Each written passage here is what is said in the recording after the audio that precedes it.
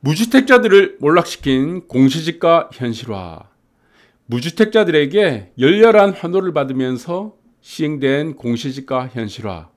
그러나 이것은 무주택자들에게 어마어마한 독이 되어 돌아왔습니다. 또한 무주택자들을 몰락시킨 가장 근본적인 원인이 되기도 하고 있습니다. 과천은 무산이 됐고 주택공급이, 태릉과 용산은 주택공급 자체가 흔들리고 있습니다. 주택공급 자체가 전체적으로 차질을 빚고 있는 상황이다 라는 부분 여러분들이 확인을 다 하고 있을 겁니다. 집 사지 말라면서 더딘 주택공급 언제까지 기다리나. 지금 현재 무주택자들이 망연자실하고 있습니다. 공급은 제때제때 나오지 않고 집값은 계속 올라가고, 그러면서 공시가격도 같이 올라가는 상황이 되고 있는 겁니다. 집값 상승세 우려하는 정부, 공급은 지금 발등에 불이 떨어졌죠. 정부에서 작년 하반기까지만 해도 주택 공급은 충분하다고 했던 현 정부에서 발등에 드디어 불이 떨어지기 시작했습니다. 그런데 이것이 빵이 아니죠. 빵을 만들려고 하면은 공장에서 24시간 풀로 돌리면 됩니다. 빵 그 다음날 만들어집니다. 당장 빵을 만들 수가 있어요. 그러나 주택이란 것은 최소한 5년에서 15년 정도 장기간을 보고 계획을 잡아야지 나올 수 있는 그런 것들이다. 그래서 이것이 우리가 빵과 같은 재화가 아니기 때문에 쉽게 만들 수 있는 것이 아니다. 그래서 비전을 가지고 장기간의 계획을 짜고 충분한 검토를 통해서 만들어진 것이 주택이다라고 보시면 됩니다. 자, 그런데 또 지금 어마어마한 일들이 자꾸 벌어지고 있는 거죠. 공급은 자꾸 딜레이 되고 있는데 여기서 LH 사태가 또 터져버린 겁니다. 야심차게 준비한 변창흠 국토부 장관이 불과 한두 달 만에 퇴임을 한 사태가 벌어진 겁니다. 이게 무엇입니까? LH 사태입니다. 악재가 또 터진 거예요. 주택 공급을 지연시키는 악재. 그러면서 어떻게 됐습니까? 수도권의 신규 택지 전면적으로 중단이 됐습니다. 전면적으로 중단. 더 이상의 신규 택지가 나오지 않습니다. 지금 올 스톱이 됐다는 얘기예요. 그러면은 현재까지 계획되고 있는 3기 신도시 그리고 정부 주도로 만들어질 수 있는 공급이, 그것들마저도 공급이 원활하게 나오지 않는다면은 엄청나게 공급 차질이 만들어지겠죠. 앞으로는 지금 신규 택지가 원천적으로 중단됐기 때문에 이것마저도 지금이 공급이 차질을 빚게 된다 그러면은 앞으로 10년, 15년 이후의 상황들은 더욱더 암울해질 수가 있다. 이런 상황들을 무주택자들이 보고 있으니까 더욱더 답답한 겁니다. 더욱더 지금 뭔가를 쫓기게 되는 상황들이 계속 연출이 되고 있다. 이렇게 보시면 될 것 같습니다. 무주택자들을 위한 선의의 정책들이 계속적으로 남발이 되고 있었습니다. 그것을 보니까 첫 번째가 무엇이었습니까? 공시지가 현실화였죠. 공시지가 현실화. 무주택자들이 어마어마하게 환호했던 정책 중에 하나다. 왜? 이것을 왜 환호를 했습니까? 무주택자들이. 집을 가진 사람들한테 골탕 먹이는 정책이에요. 이것이. 공시지가 현실화. 공시지가라는 것은 세금을 매기는 기준이 되는 거죠. 이것이 바로 무엇입니까? 공시지가죠. 시세는 무엇입니까? 매매가. 시세와 그 다음에 매매가는 무엇이죠? 거래가죠. 매매가는 거래되기 위한 가격이고 세금을 위한 매기는 가격은 공시지가입니다. 그런데 전 세계에서도 없던 정책을 만들어냈습니다. 공시지가를 어떻게 현실화시키냐 이겁니다. 매매가와 연동을 시키냐는 거죠. 말이 안 되죠. 시세가 올라가게 된다. 그리고 매매가가 올라가게 되면 거기서 후차적으로 따라오는 것이 공시지가입니다. 그런데 아이러니하게 공시지가를 먼저 올리기 시작한 거예요. 공시지가를 먼저 올리기 시작하면 어떻게 됩니까? 따라서 매매가도 같이 올라가게 되는 겁니다. 이것은 누구에게 가장 피해를 보는 겁니까?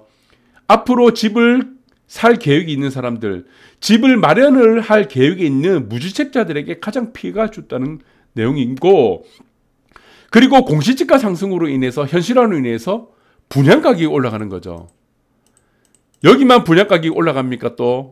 아니죠. 신도시 보상이 다 딜레이 됩니다. 보상을 딜레이 시킬 수밖에 없는 겁니다. 보상을 딜레이 받는 사람들이 늘어날 수밖에 없는 거예요. 왜? 공시지가 현실화되니까 단계적으로 10년 동안. 내년에는 공시지가 더 올라가죠. 또 그 다음에 내년에는 또 공시지가 올라갑니다. 그렇게 되면은 보상금이 계속 올라가기 때문이다. 그래서 상기 신도시 자체가 허구에 지나지 않는다는 이유가 이 바로 공시지가 현실화 때문이다. 이 부분을 제가 작년 말부터 올해 초까지 계속 말씀드린 부분입니다. 왜 상기 신도시가 안 되느냐? 가장 큰 원인이 공시지가 현실화입니다. 보상이 안 되는 거예요.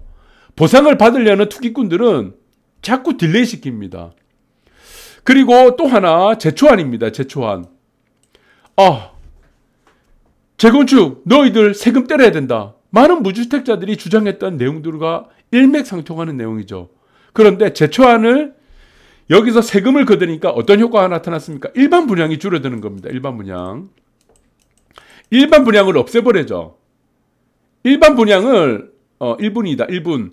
일반 분양을 없애버리면 어떻게 됩니까? 주택 공급 자체가 안 나오는 겁니다. 왜 일반 분양을 없앱니까? 세금 내기 싫으니까. 세금을 내기 싫은 이유가 일반 공급이 늘어나게 되면 개발이익이 늘어나잖아요. 개발이익에 따라서 재초안이라는 세금을 때리니까 일반 공급을 전부 다 없애고 있는 추세가 된다. 최소한으로 두고 있는 추세가 된다. 그래서 공시지가 현실화, 재초안이라는 이 세금들은 무엇이냐? 집을 가진 사람들을 골탕 먹이는 정책입니다. 그러나 이 집을 가진 사람들에게 골탕 먹이는 정책들은 어떻게 됐습니까? 결론적으로 무주택자들에게 어마어마한 피해를 가져다 주는 정책이 된 겁니다. 또 하나, 임차인들을 위한 정책이 무엇입니까? 대표적인 것이 임대차 3법인데 임차인들을 위한 정책을 만들어낸 임대차 3법의 결론은 어떻게 됐냐? 임차인들이 어마어마한 피해를 입게 됐다는 겁니다. 이게 피해. 왜? 전세가 월세로 전환되거나 전세금이 올라가거나 월세금이 올라가게 되죠. 그래서 선의를 위한 정책들이 있습니다. 이 선의를 위한 정책들은 어떻게 됐느냐? 결국에는 그 선의를 받는 사람들한테 다 피해를 입게 됩니다. 네. 근로자들을 위한 정책, 노동자들을 위한 정책들을 하게 되면은 결론적으로 노동자들이 다 피해를 입죠. 기업을 위한 정책을 하게 되면은 노동자들이 이익을 보게 됩니다. 마찬가지다. 임대인을 위한 정책을 하게 되면 임차인들이 이익을 받습니다. 이익을 얻게 되고 임차인들을 위한 정책을 하게 되면 임차인들이 다 피해를 입게 된다. 이렇게 보시면 될 것 같습니다. 공시지가 현실을 한번 볼까요? 충격적인 상황들이 나오게 됩니다. 공시지가 현실화. 자, 여러분들이 지금 무주택자들이 어마어마한 지지를 받고 박수를 쳤던 정책. 공시지가 현실화가 되면 세금이 올라가잖아. 너희들 잘 됐다. 너희들 골탕 먹어봐. 너희들 세금은 내. 너희들은 집을 갖고 있으니까. 너희들은 나쁜 사람들이야. 너희들은 적폐야. 그러니까 너희들은 세금을 더 내야 되고 그것이 당연하다고 생각했던 정책이 바로 공시지가 현실화죠. 그런데 이것이 누구에게 피해를 받냐? 피해를 주느냐? 결국에는 무주택자들이죠. 분양가격이 어떻게 결정됩니까? 토지비 플러스 건축비. 공시지가입니다. 토지비란 것은 공시지가에 근거를 둔다는 거죠. 분양가격이 올라가니까 무주택자들이 이제는 집을 사기가 어려워지는 겁니다. 분양가격이 계속 올라가잖아요. 토지비가 올라가니까. 여기서는 분양가 상한제라는 의미가 아예 의미가 없어졌습니다. 또다시 또 하나가 문제된 것이 무엇입니까? 상기심 도시가 있죠.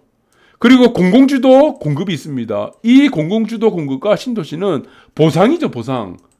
땅을 보상해서 만들어내는 아파트인데 여기서 공시지가 현실화를 만들어내니까 어떻게 됐습니까? 공시지가 위에서 있고 여기서 보시면은 공시지가가 매년 올라가는 거예요. 매년 상승. 왜? 공시지가 현실화는 10년으로 해서 장기간을 두고 매년 올리는 겁니다. 매년 공시가를 계속 올리는 정책이죠. 이것이. 그러면은 보상을 받는 사람들은 어떻게 되겠느냐? 공시지가를 토대로 해서 보상을 받기 때문에 보상을 안 해. 이거 보상을 받지 못하게 하는 거예요. 나는 보상받기 싫어. 안 돼. 다음에 되면 어떻게 되겠냐? 다음에는 또 그 다음에 되면은 보상금이 당연히 올라가게 되죠. 왜? 공시지가 현실화가 있기 때문에 공시지가는 매년 올라야 되니까. 매년 공시지가 시세에 상관없이 공시지가부터 먼저 올리게 되는 거죠. 우리가 공시지가라는 거는 시세가 상승한 이유, 매매가가 올라갈 이유에 따라서 올라가는 것이 공시지가입니다. 왜 공시지가 올라갑니까? 매매가가 올라가니까 세금을 더 걷기 위해서입니다. 세금을 매매가에서 맞추기 위해서. 그런데 매매가는 올라가지 않은 상황에서 공시지가를 먼저 올리는 정책이 무엇이냐? 공시지가 현실화라는 겁니다. 그러면 여기서 충돌하는 것이 가장 문제가 되는 것이 분양가격이 올라가고, 그 다음에 시세는 상승이 없고 매매가는 상승이 없는 상태에서 분양가격 공시가만 올라가니까 보상을 받는 사람 입장에서는 무조건 기다린다는 겁니다. 이것은 10년 후에 보상을 받는 것이 가장 유리한 방법이 되는 거죠. 초등학교 2학년만 돼도 이 전자계산기, 계산기만 두들겨도 다 아는 내용이잖아요. 그래서 이게 상기 신도시가 안 된다는 겁니다. 이것이 상기 신도시 공급 자체가 안 된다는 거예요. 이게 아주 일부의 상기 신도시 외에는 저는 이게 안 된다고 봅니다. 이 보상이 결론적으로 언제 끝납니까? 지금으로부터 10년 후에 끝납니다. 10년 후에. 그러니까 착공이 언제 시작됩니까? 착공이. 여러분들 상기 신도시 착공은 10년 후에 착공이 되는 거예요. 그럼 준공이 되고 나서 입주하고 언제 되겠습니까? 가장 빨라야 13년 후입니다. 이 13년 후에 아파트 만들면 뭐합니까? 그동안 어떻게 되겠어요? 그동안 큰일 난다는 겁니다. 네, 이 13년 후에, 그러면 10년 후에 지금 착공이 된다. 그러면 이때 실질적으로는 사전 청약이 아니고 이때 실질적으로 청약이 되겠죠. 그럼 이 청약이 되는 시점에서 가격은 어떻게 되겠냐는 겁니다. 이 기다린 보람이 없다는 거죠. 그래서 이것이 가장 큰 문제가 된다. 그래서 선의를 위한 정책을 하게 되면은 문제가 되는 것이 이거다. 모든 것들이 무주택자들한테 다 전가가 되는 겁니다. 부동산을 가진 사람들은 절대 손해보려 하지 않습니다.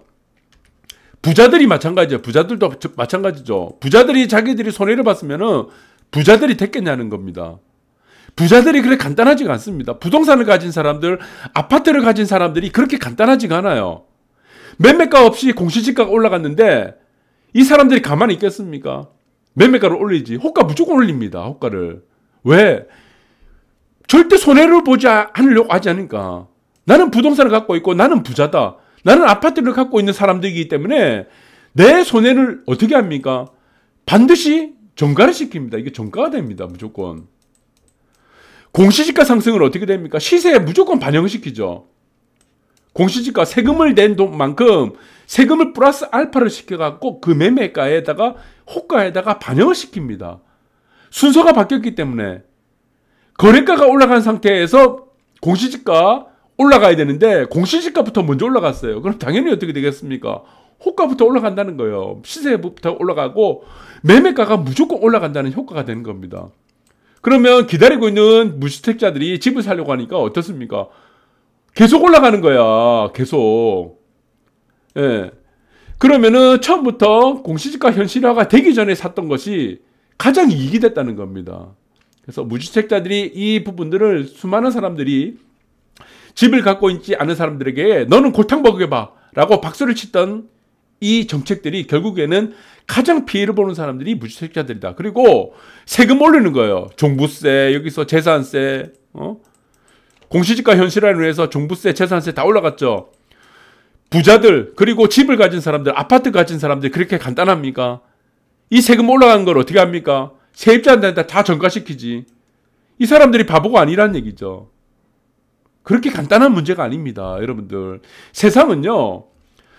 여기서 우리는 보셨겠지만 세상은 선의로 인해서 돌아가는 상황이 없습니다. 정책은, 모든 정책은 어떻게 됩니까? 경제, 그리고 시장에 따라야 되는 거죠. 시장. 임대를 위한 정책을 하게 되면 임차인들이 무조건 시장을 피해를 보는 것이 전가되는 게 바로 시장입니다. 그것이 바로 경제고요. 그래서 저는 이러한 선의를 가정한 정책들, 그러한 임차인들을 위한 정책들, 노동자들을 위한 정책들, 표와 연관된 모든 포퓰리즘 정책들은 어떻게 된다? 시장이 응징을 하게 됩니다. 모든 것들은 그 사람들에게, 무주택자들에게, 노동자들에게 피해를 보는 정책이 될 수밖에 없다. 이 부분들을 여러분한테 설명드리고 오늘 방송 여기까지 하도록 하겠습니다. 감사합니다.